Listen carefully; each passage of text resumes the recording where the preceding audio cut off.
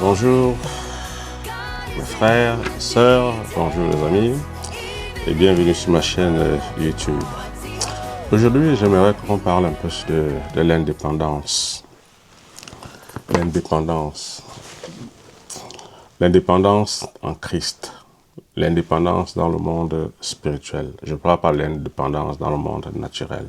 Je ne parle pas de l'indépendance dans le sens des pays. Je parle de l'indépendance. Tous nos messages sont basés sur la parole de Dieu. Donc, le thème sur lequel je voulais qu'on bavarde aujourd'hui, c'est sur l'indépendance. Ce que je voudrais dire à ceux qui m'écoutent, et peut-être ceux qui vont regarder cette vidéo plus tard, c'est que Dieu ne tolère pas l'esprit d'indépendance. Vouloir vivre ta vie sans Dieu. Vouloir dire à Dieu, j'ai pas besoin de toi, je peux le faire par moi-même. Vouloir dire à Dieu, j'ai pas besoin de toi, je peux faire mon chemin tout seul. Je peux réussir ma vie tout seul. Oui, certaines personnes sont battues, ils ont ouvert des business sans Dieu. Mais le point n'est pas de bâtir un business. Le point, c'est d'atteindre la fin de ta vie et d'être accepté ou rejeté par Dieu. Tout ce que tu as fait dans ce monde-là, sans Dieu, par expérience, j'ai dit, c'est voir l'échec. Parce que Dieu ne tolère pas un esprit qui veut faire sans lui. Puisque la Bible s'explique, puisque ce que j'ai dit, c'est ce qui vient de la Bible, nous allons d'abord commencer à lire ce que Dieu dit de lui-même. Nous allons commencer par lire ce que Jésus-Christ dit de lui-même. Alors, nous allons commencer par lire, allons d'abord dans Jean 15, à partir du verset 1. Donc j'ai mon écran devant moi. Jean 15, où Jésus dit, nous savons bien Jésus parlant toujours de Dieu. Dieu c'est Jésus, Jésus c'est Dieu. Je suis le vrai cep. C'est ce que Jésus dit. Je suis le vrai cep et mon Père est le vigneron. Tout sarment veut dire branche, tout sarment qui est en moi et qui ne porte pas de fruits, il le retranche. Et tout sarment qui porte du fruit, il les monte afin qu'il porte encore plus de fruits.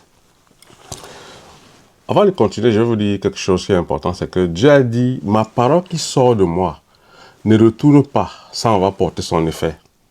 Et Dieu a dit encore quelque part, très important, c'est que je mets ma parole au-dessus de mon nom. Ça veut dire que Dieu fait de sa parole son Dieu.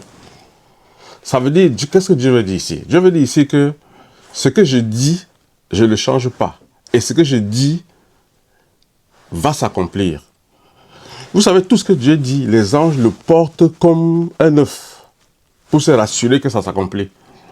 Dieu dit, je ne change pas. Vous changez, mais moi, je ne change pas.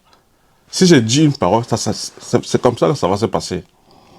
Donc, vouloir faire ta vie incognito sans avoir besoin de Dieu, c'est la plus grosse erreur que tu aurais commise dans cette terre.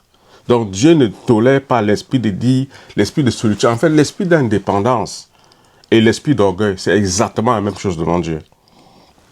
Donc, nous allons lire. Tout sarment qui est en moi et qui ne porte pas de fruits, je le retranche. Et tout sarment qui porte du fruit, il les monte afin qu'il porte encore plus de fruits. Vous êtes purs à cause de la parole que je vous ai annoncée. Au verset 4, très important, il dit, demeurez en moi et je demeurerai en vous. Comme le sarment ne peut de lui-même porter du fruit, s'il ne demeure attaché au cep. Le cep, c'est l'arbre. Ainsi, vous ne le pouvez non plus si vous ne demeurez en moi. Je suis le cep, mon Père, je suis le cep, vous êtes les branches. Celui qui demeure en moi et en qui je demeure porte beaucoup de fruits, car sans moi, vous ne pouvez rien faire. Si quelqu'un ne demeure pas en moi, il est jeté dehors, comme le sarment, et il sèche. Puis on ramasse les sarments, on les jette au feu et ils brûlent. Si vous demeurez en moi et que mes paroles demeurent en vous, demandez ce que vous voudrez et cela vous sera accordé. Si vous portez beaucoup de fruits, c'est ainsi que mon Père sera glorifié et que vous serez mes disciples. Comme le Père m'a aimé, je vous ai aussi aimé. Demeurez dans mon amour. Donc ici, qu'est-ce que Jésus entend dire ici? Nous savons tous que une branche qui n'est pas connectée à un arbre ou une branche qui est coupée de l'arbre ne peut que dessécher. Ne peut que dessécher. En fait, elle ne sert à rien. C'est exactement comme ça avec nos vies. Si nous voulons mener une vie ou une vie indépendante de Dieu, une vie où on n'est pas connecté à Dieu, c'est parce que la vie même vient de l'arbre. La vie de la branche vient de l'arbre. Parce que la branche ne peut pas porter le fruit par elle-même. Pour que la branche porte un fruit, il faut qu'elle soit toujours connectée à la branche. Pour que la branche porte le fruit, il faut toujours qu'elle soit connectée à l'arbre. L'arbre qui tire sa nourriture de la terre pour nourrir la branche. Donc, Jésus est en train de dire ici que vous, les êtres humains, sans moi, vous ne pouvez rien faire. Sans moi, vous ne pouvez pas porter de fruits. Portez quel fruit? Portez les fruits spirituels. Portez les fruits spirituels. Parce qu'il a dit quelque part que si vous demeurez en moi, vous porterez beaucoup de fruits. C'est ainsi que mon Père sera glorifié. Quand Dieu te regarde et qu'il voit les fruits que tu as portés parce que tu es connecté à Jésus-Christ, ça glorifie Dieu et ça met la bénédiction dans ta vie. La bénédiction que ça met dans ta vie, c'est quelle bénédiction par exemple? Ce sont les bénédictions intérieures. C'est d'abord les bénédictions intérieures. C'est pas tout de suite les bénédictions extérieures. C'est d'abord la bénédiction intérieure qui amène plus tard la bénédiction extérieure. Parce que le but ici, ce n'est pas d'avoir le matériel. Le but ici d'abord, ce n'est pas de porter un fruit matériel. C'est de porter un fruit spirituel. C'est de porter un fruit spirituel. Le fruit spirituel ici, par exemple, c'est quoi? L'amour, par exemple. L'amour. Donc, quand tu es connecté à Dieu, par exemple, Dieu va déverser l'amour dans ton cœur. Cet amour-là, tu ne l'as pas. Comme j'ai eu tenté dans d'autres vidéos, nous n'avons pas l'amour dans notre cœur. N'essayons pas par nos efforts de vouloir produire l'amour. L'amour, par exemple, que tu donnes à ton époux, ce n'est pas un amour de Dieu. C'est un amour qui vient de toi. C'est un amour éphémère. Mais l'amour qui vient de Dieu, c'est le vrai amour. Et cet amour, on ne l'a pas. Maintenant, parce qu'on est connecté à Jésus-Christ, il va nous donner cet amour divin-là. Où tu auras l'amour divin avec quoi? Par exemple, la compassion. Par exemple, la pitié. Par exemple. Donc, ces choses-là viendront sur nous, si on est connecté à Dieu, si on est connecté à Jésus-Christ. Donc, ça, là, c'est très, très important. Donc, ce que je vais ajouter dans cette vidéo, c'est que vivre sans Dieu ou rejeter Dieu, c'est vivre comme une branche qui se dit, je peux tout porter, je peux tout faire par moi-même. Donc, ce raisonnement est un raisonnement orgueilleux. C'est un raisonnement, en fait, qui nous amènera nulle part. Et puisque nous parlons de la parole de Dieu, dans mes vidéos, j'aimerais toujours côté la Bible, parce que la Bible s'explique d'elle-même. Ce que j'ai dit, ça ne vient pas de moi, ça vient de la Bible. Je voudrais qu'on prenne, par exemple, 3 exemples bibliques des gens qui ont rejeté Dieu dans le passé et qui ont eu des conséquences catastrophiques, des conséquences désastreuses sur leur vie.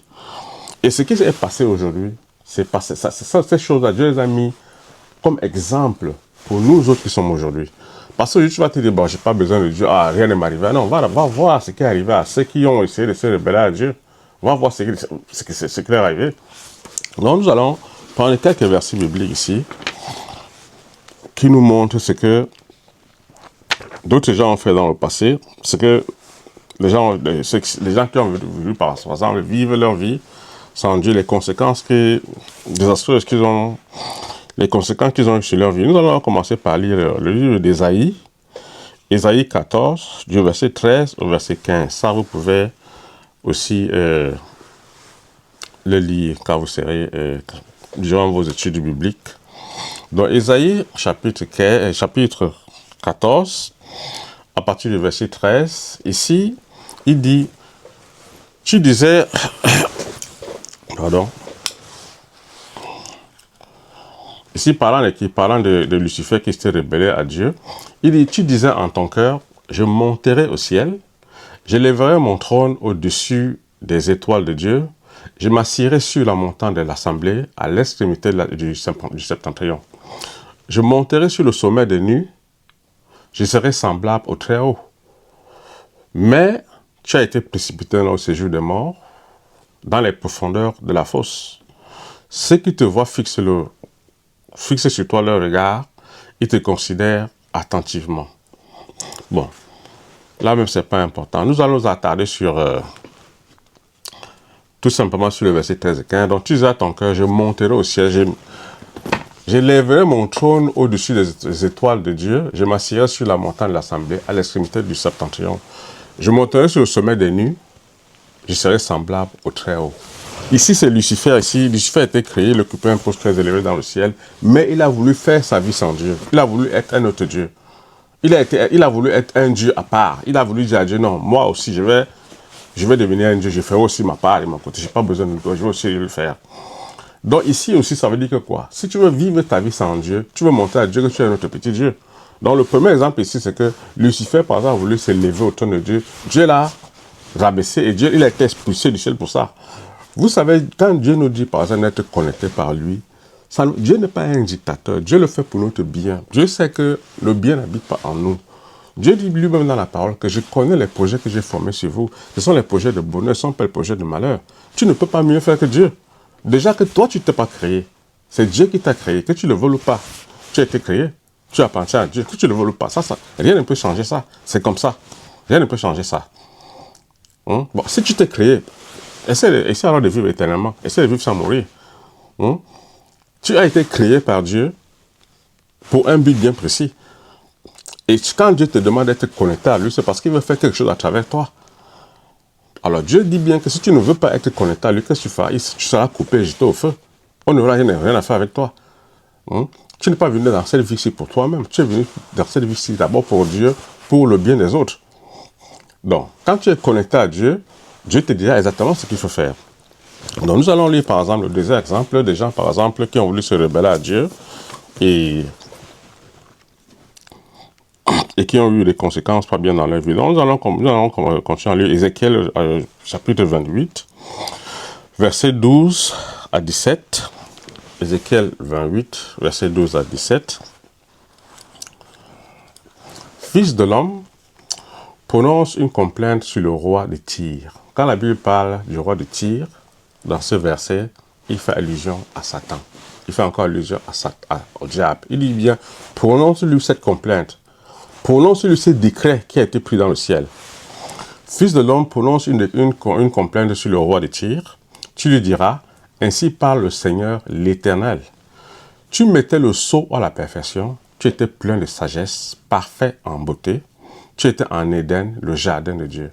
Tu étais couvert de toute espèce de pierres précieuses, de sardoine, de topaz, de diamants, de chrysolites, d'onyx, de jaspe, de saphir, d'escarboucle, d'émeraude et d'or. Tes tambourins et tes flûtes étaient à ton service, préparés pour le jour où tu fus créé. Tu étais un chérubin protecteur aux ailes déployées. Je t'avais placé et tu étais sur la sainte montagne de Dieu. Tu marchais au milieu des pierres étincelantes. Tu as été intègre dans tes voies depuis le jour où tu as été créé, jusqu'à celui où l'iniquité a été trouvée chez toi. Jusqu'au jour où tu as décidé à te rebeller à moi, dit Dieu. Par la grandeur de ton commerce, tu as été rempli de violence, tu as péché. Je te précipite de la montagne de Dieu et je te fais disparaître, chérubin protecteur, du milieu des pierres étincelantes. Quand la Bible parle des pierres étincelantes, il parle des anges. Du milieu des pierres étincelantes, il parle des archanges, il parle des grands dans le ciel. Ton cœur s'est élevé à cause de ta beauté. Tu as corrompu ta sagesse par ton éclat. Je te jette par terre, je te livre en spectacle au roi. Donc, ça c'est le deuxième exemple. Il faut encore allusion à Satan. Parce que ici, Dieu ne change pas. Vous allez par exemple constater dans d'autres vidéos, on a même parlé de ça. L'Éternel a fait le ciel et la terre en 6 jours. Et le 7e jour, il s'est reposé. Et dans le livre de la Genèse, on lit cet endroit où l'Éternel dit, vous travaillerez 6 jours, mais le 7e jour est le jour de l'Éternel. Le 7e jour, vous allez vous reposer, c'est mon jour. Nous avons une émission sur ça, nous allons aussi poster ça sur YouTube très bientôt. Donc ici, Dieu dit le 7e jour, il s'est reposé. Reposer veut dire que quoi? Je ne refais pas, je ne recommence pas. Tout ce que j'ai fait est parfait. C'est-à-dire que tout ce que Dieu a fait est bon, il a déjà mis, il a scellé, c'est là, il ne changera jamais. C'est à nous de nous soumettre. Dieu ne va pas aller changer un plan parfait qu'il a établi à cause de notre désobéissance. Donc, si tu es en train, par exemple, de regarder cette vidéo maintenant, n'essaie pas de raisonner N'essaye pas de te dire, oh ben Dieu, ceci, cela, non, je ne vais pas me soumettre. De toutes les façons, il y a déjà, qu'est-ce qu'il fera, tous ces consorts. Dieu te donne le temps, c'est pour que tu changes. Dieu ne te donne pas le temps parce que lui, il va changer. Non. Donc, sois sage et viens, soumets-toi à la parole de Dieu. J'ai déjà dit quelque part que l'humilité précède la gloire, mais l'orgueil précède la chute. Vouloir vivre une vie d'indépendance, c'est te préparer à la chute. L'orgueil précède la chute, l'humilité précède la gloire. Ça veut dire quoi? Avant la chute, on commence à voir l'orgueil. Quand tu commences à t'élever à Dieu, on appelle ça l'orgueil. Tu comprends un peu? Donc l'orgueil ici vient avant la chute. Après l'orgueil, quand tu as fini l'orgueil, Dieu viendra te faire chuter. Dieu viendra frapper. Dieu ne frappe pas parce qu'il ne t'aime pas. Dieu dit que je mets ma parole dessus de mon nom. Je mets ma parole dessus de mon nom. Ma parole est là. Tu te soumets à elle, elle te bénit. Tu te révoltes contre elle, elle te frappe sur la tête. Il y a une passage dans la Bible très important où Jésus a dit, celui, parlant de lui, il est celui sur qui cette pierre tombera, sera écrasé. Mais celui qui tombera sur cette pierre sera brisé. Il vaut mieux aller tomber sur Dieu pour que Dieu te brise et qu'il te recolle, et qu'il te réarrange et il te recolle. Au lieu de faire l'orgueil et laisser que Dieu t'écrase. Ça, c'est très important. Ça, c'est dans la Bible. Vous pouvez faire vos recherches. Donc, il ne sert absolument à rien. Aujourd'hui, c'est ton jour. Si tu es en train de m'écouter aujourd'hui, dis-toi, si tu es en train de m'écouter aujourd'hui et que tu as des idées qui vont contre la parole de Dieu, dis-toi, non, aujourd'hui, je préfère faire alliance avec lui. Je préfère me connecter à Jésus-Christ et préparer un avenir meilleur pour moi. Nous savons qu'une des récompenses, parce que tu es connecté à Jésus-Christ, c'est la vie éternelle. La vie éternelle. Dieu a dit, je connais les projets que j'ai faits sur vous. C'est des projets de bonheur. Jésus a dit quelque part dans la Bible que si vous, méchants, vous savez faire du bien à vos enfants, combien de fois Dieu qui vous a créé? Combien de fois Dieu qui vous a créé? Dieu dit, je connais les plans que j'ai sur vous. Quand Dieu dit plan de bonheur, c'est quelque chose, c'est des choses que l'homme n'a jamais imaginées. La Bible dit que c'est des choses qui ne sont jamais montées au cœur de l'homme. Donc nous allons passer ici à un autre point, à un autre cas d'une autre personne qui s'est rébellée contre Dieu et qui n'a eu que des choses négatives dans sa vie. Donc nous allons prendre ici l'exemple d'Adam. Nous savons tous qu'Adam a été créé, il a été mis dans le jardin de Dieu, et Dieu lui a donné cet ordre de ne pas manger le fruit défendu. Il a mangé le fruit défendu, il a été rejeté du ciel. Donc nous allons lire ici par exemple la Genèse, c'est dans Genèse chapitre 3, verset 24. Mais tout ce que nous allons faire, c'est que nous allons lire le verset clé, qui est le verset 23. Verset 23.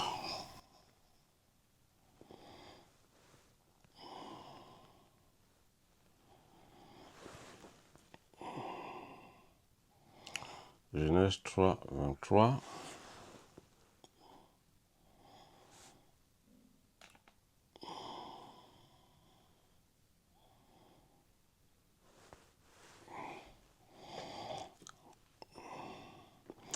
Dans le verset 23, la Bible nous dit que l'Éternel, Dieu, le chassa du jardin d'Éden.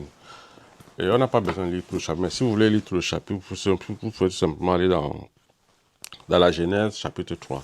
La Bible nous dit parce qu'Adam s'était rébellé, parce qu'il a mangé le fruit défendu, qu'est-ce que Dieu a fait? Dieu l'a chassé du jardin. Pourquoi Dieu l'a chassé du jardin? Tout simplement parce qu'il voulait mener une vie d'indépendance.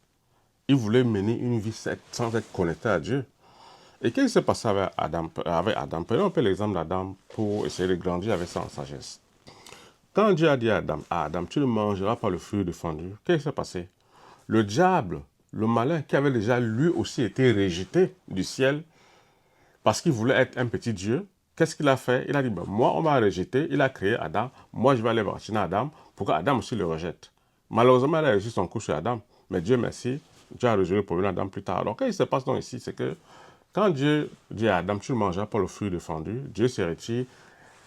Lucifer vient par un serpent.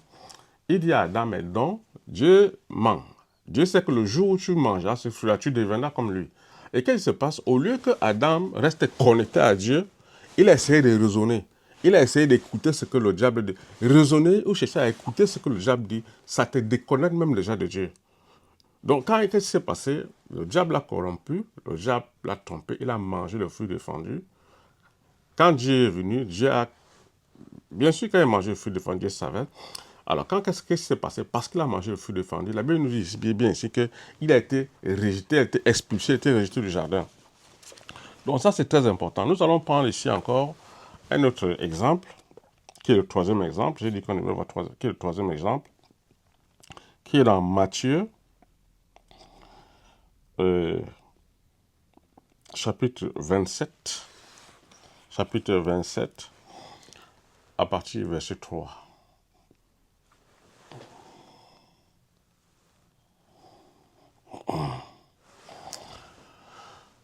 Matthieu 27, à partir du verset 3. Alors Judas, qui avait livré Jésus, voyant qu'il était condamné, se repentit et rapporta les 30 pièces d'argent aux principaux sacrificateurs et aux anciens, en disant, « J'ai péché en livrant le sang innocent. » Il répondit, « Que nous importe, cela te regarde. » Judas jeta les pièces d'argent dans le temple, se retira et alla se pendre.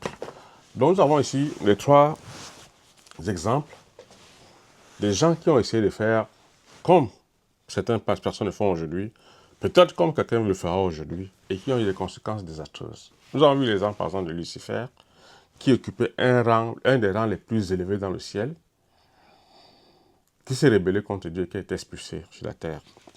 Nous avons vu le deuxième exemple, qui était l'exemple d'Adam, qui s'est rébellé contre Dieu dans le jardin d'Éden et qui a été expulsé du jardin. Nous avons vu l'exemple de Judas, qui s'est rébellé contre Jésus-Christ et qui est lui-même allé se pendre. Dieu ne badine pas avec sa gloire. Dieu ne badine pas avec sa gloire. Dieu ne badine pas avec l'orgueil. L'esprit d'indépendance, c'est vouloir dire à Dieu que je peux faire par moi-même. Je peux être un petit Dieu. L'esprit d'indépendance, c'est l'orgueil. C'est ce que Satan a fait dans le jardin. C'est ce que Satan a fait dans le ciel, quand il occupait encore ce poste où Dieu l'avait mis, où il voulait devenir un petit Dieu, c'est l'orgueil. C'est l'orgueil. Ce qu'Adam a fait dans le jardin d'Éden, en allant manger, toucher seulement le fruit défendu, c'est l'orgueil. Dieu appelle ça l'orgueil. Tu peux appeler ça comme tu veux, c'est ton problème. Dieu appelle ça l'orgueil. Judas, qui a voulu vendre Jésus pour rien, qui a voulu mener une vie sans être connecté à Jésus-Christ, et aller se pendre. Dieu appelle ça l'orgueil. Mon frère, ma soeur, fuis l'esprit d'orgueil. Fuis l'esprit d'orgueil. Ne te dis pas, oh, qui est l'Éternel. Ne te dis pas, oh, ces chrétiens-là, est-ce que c'est même vrai? Tous ces consorts. La Bible nous dit clair et net qu'aujourd'hui, si tu entends sa voix, n'endurcis pas ton cœur. Comme ceux-là, ils ont entendu la voix, ils ont endurci leur cœur, et ils ont été rejetés. Et ils ont perdu la paix que Dieu avait sur leur vie. Donc, c'est un peu là ce que je voulais, par exemple, dire aujourd'hui.